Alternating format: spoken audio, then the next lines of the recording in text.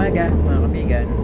Eto, nasa Marilaki po tayo kasi may susundin po ako ng mga kasamaan po namin sa trabaho.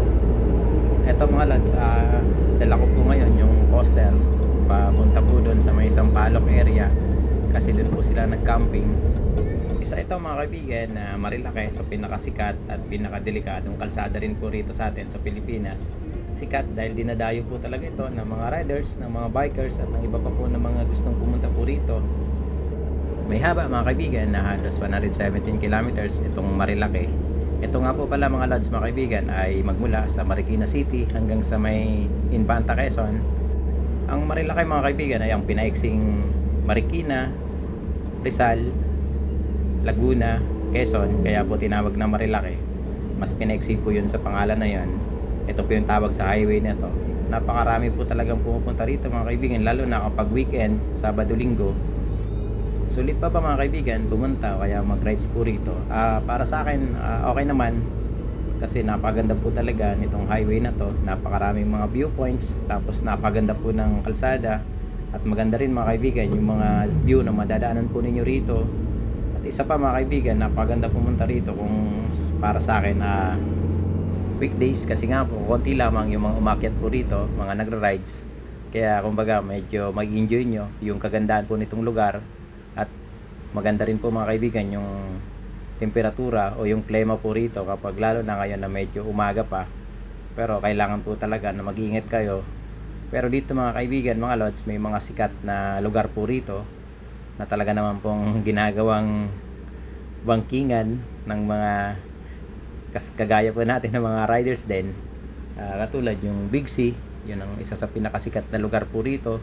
Tapos yung tinatawag din po nila na Devil's Corner. Ito mga kaibigan na Marilaki, ginagawa po kasi ng iba na mga kasamaan po natin na ginagawa po nila tong Racing Mountain. Ginagawa nilang circuit. Kaya kumbaga napakarami po mga na-aksidente po rito. Isa yun mga kaibigan sa dahilan ang ginagawa kasi nila tong karerahan ng mga motor, kaya napakarami po yung mga na-aksidente. Isa talaga mga kaibigan itong Marilaki sa napagandang puntahan, lalo na kung stress po kayo sa maghapon na trabaho, sa isang linggong trabaho, para makapag-enjoy naman sa magandang lugar na katulad po nito. Eto mga kaibigan, isa sa pinakamagandang tambayan din. Maraming tumatambay po rito sa may Palo Alto. Napakarami pong mga namimitik po rito. Kaya isa rin yan mga kaibigan sa mga dahilan kung bakit na-aksidente, maraming mga na-aksidente. Kasi marami rin po yung mga namimitik, maraming mga tumatambay, kaya yung iba nagpapakitang gilas dito. Talagang grabe kung mag-banking yung iba lang naman. Pero di ko naman sinisisi rin yung mga namimitik po rito kasi syempre yun din po yung kanilang paraan para rin siguro kumita at magkaroon din ng pang-upload sa mga YouTube po nila o kaya sa kanilang page. Kaya syempre yung iba talaga namang ginagalingan po nila yung kanilang pag-banking. At isa pa mga kaibigan sa dahilan ng kanilang isa rin sa mga kaya na-aksidente po rito, yung pag-overspeeding. Pero sa ngayon mga kaibigan, may speed limit po rito.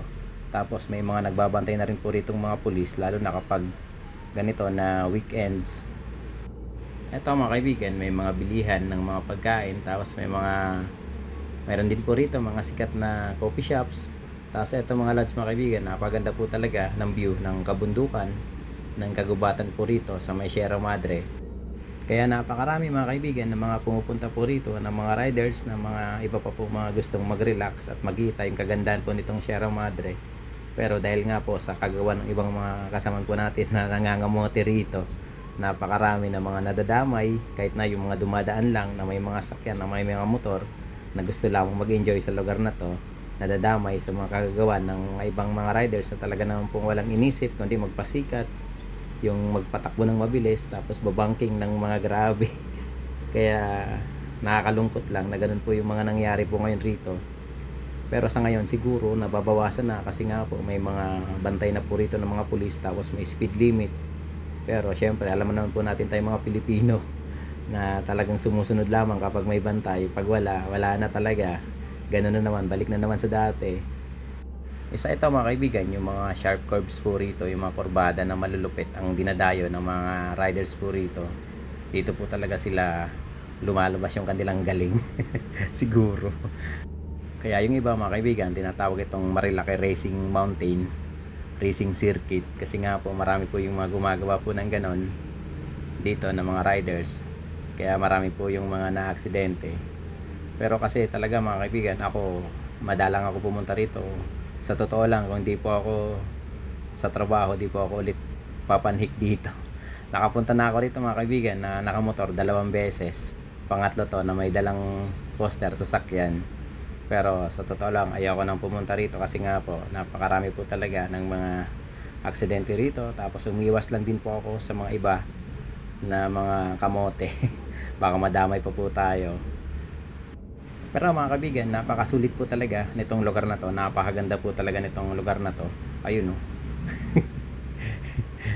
Naku po naman, ingat-ingat. Tapos ewan ko, basta bahala na po kayo, mag-ingat lamang po talaga kayo. Siguro kung pupunta ako ulit dito nang nakamotor, bali weekday siguro, para gusto ko lang po talagang makita yung kagandahan nito, tapos mag-enjoy ka sa pagra-rides.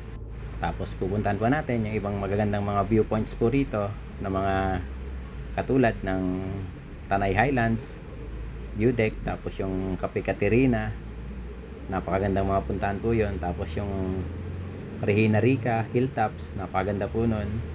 At marami pa pong ibang pwedeng puntahan po rito. Tapos kakain po kayo sa Marquez Bulaluhan. Tapos doon sa may Jariel's Peak, napakaganda sigurado ng inyong rides kapag ganun lang na chill rides, na in-enjoy lamang po yung inyo pong ayun pa. Grabe, ang titindi. Eto pa mga kaibigan, may isa pa. Grabe talaga, napakatindi nila. Ang lalakas ng loob. May mga sakay pa yung iba, may mga backride pa. Kaya isa yan mga kaibigan sa pinaka ayaw ko rin puntahan po talaga itong lugar na to.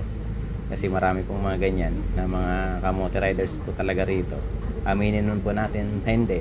Talaga naman pong isa yan sa grabing iningat-ingatan ko na ayaw pong makita po rito at maranasan. Kasi talaga pong madadamay po talaga kayo sa ibang mga hindi po talaga, ewan ko, basta mga riders po natin na matitino at magagaling. Pero kapag may nagaya sa akin na pumunta rito na mag-rides, gusto ko rin pumunta. Sasama ako kasi gusto ko makita at magkape sa magandang view nitong lugar na to. Tapos may breakfast ride. Tapos makikita mo yung Sea of Clouds. Isa yun sa napakagandang, ayun no, grabe. Bumaba na talaga sila sa overtaking. Grabe. Kaya mga kaibigan, mga lodi ko, kapag pupunta kayo rito ng weekends, ihanda nyo na po yung inyong sarili. Kailangan doble ingat po kayo kasi yung iba talaga hindi sila maingat. Yun lang talaga yung isa, kaya napakarami mga na-aksidente rito. Kanina nga po mga kaibigan, may mga nadaanan ako ng mga na-aksidente dun pa lang sa may Masinag. Tapos dun pa lang sa may papasok pa lamang po dito sa Marilaki, may mga motor na po mga na-aksidente. Tatandaan po natin, kaya po tayo nag-rides para mawala po yung stress. Hindi po yung magka-stress tayo kapag na-aksidente. Napakahirap pa naman, doble abala. Hindi lamang po yun, buti sana kung ganun lang. Paano kung buhay po natin yung mawala? Isa lamang po mga kaibigan, yung ating buhay, wag po nating sayangin. Napakasarap mabuhay, kailangan enjoy lang po natin. Lalo na sa mga hilig po natin na mag-rides, yun lamang po yung ating gagawin. Pwede naman siguro magpatakbo ng nang-aayon sa speed limit lamang at sa kakayahan po natin, sa kakayahan po ng ating motor. Huwag po nating sagarin yung ating kakayahan. Napakahirap na. Eto mga lods, napakarami pong mga nakatambay po rito. Yun lamang mga kaibigan, mga kababayan ko, mga kapwa ko riders. Ingat po kayo palagi. Maraming salamat po sa panonood. God bless po. Thank you. Mabalos po sa Intologos.